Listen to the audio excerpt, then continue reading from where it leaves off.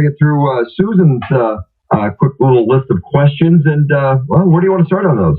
Well, I can start with the one. I'm not getting paid anything to be here. I don't get mileage. I've opposed Measure 2 on my own. We offered you a water, but we were going to give you a water. But I've done a couple forums, and I've decided that it's better that I just pay for it myself to go because I have some strong feelings about this measure, and I didn't want to get any confusion that the public was supporting me in my opinions.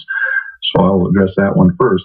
I'm going to kind of pass on the home rule one because I know I'm not a home rule county that I work in, and I haven't worked in one in home rule city. I know that gives you better sales or some different sales tax rules and some other zoning ability, but I'm not an expert in home rule, so I'm going to pass on that.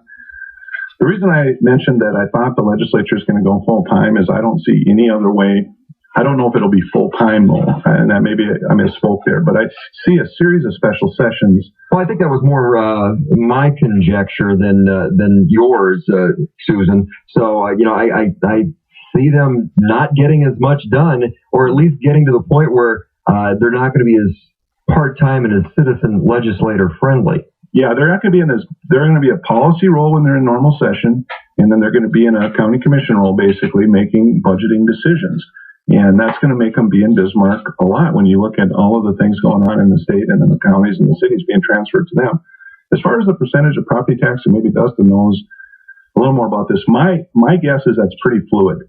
And the reason I say that is I know how the counties and the townships tax, and some years they don't tax very much. It's a small percentage. And some years when you have a bad snow year, it goes way up. There's FEMA grant reimbursements or state distributions. So I think if you look at an overall snapshot right now, that might be different down the road. If you get good state distribution and things like that, you lower your property taxes down. If that doesn't happen and you have a big expenditure, they have to come up. And then she asked a good question, what would I like to see? And in North Dakota, we all have opinions on this stuff, and I'm no short of them. But what I'd like to see the legislature look at doing with property taxes to start with is determine what things create value in private property as a test. Because if you don't have good road access and you don't have a good school system, if you don't have good security where you're secure in that neighborhood or in that community, where you've got competent professional law enforcement and things like that, your property values are less. You know, if you can't get to a field that gets 80 bushel wheat, it's not much good to you. So what I think the legislature should do is say, okay, what are the things that create value in private property? And then develop a property tax system based on that and get some of the costs that are being paid for by property tax off. And the Association of Counties is a group that I most associate with. I'm not a spokesman for them individually here today, but if you go back through the history of trying to relieve property taxes, you'll see the Association of County taking the lead and getting child support enforcement, for example, off the property tax rolls. Last session, we put in some bills to get sex offender commitment process costs and mental health commitment costs off property tax. Have the state pick up those since they've got the burden or they've got the surplus.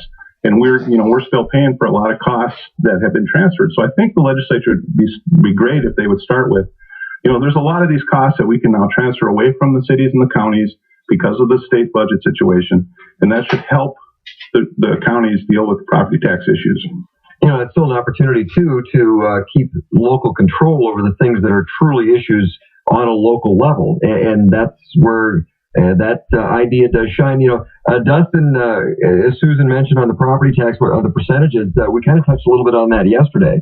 We did. A caller had called in and had been throwing some numbers out there, and he and I had a discussion afterwards because the numbers that were thrown out there were regarding Mandan, and I looked up the figures in the budget, and Mandan, for example, brings in $3.7 million a year in property tax, and their total revenue is $24 million. Now, that is 15% of the total revenue, but that is kind of misleading because you're counting things like fee for service, water, sewer, trash.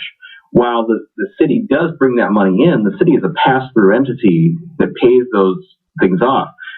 We may have a beef with the fact that our water bills have doubled in the last 8 years, like mine has because I live in Mandan, but that's not a genuine city budget issue.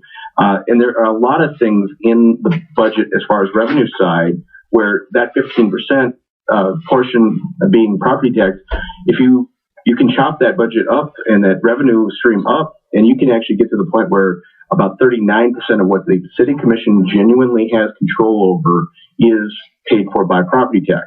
And what that gets into is the local control issue and the fact that, like Lad said, every jurisdiction is very different as far as how they govern and what their budgets look like. The fact is that townships are by far the most well-run levels of government. If every level of government were run like a township, we would have no complaints.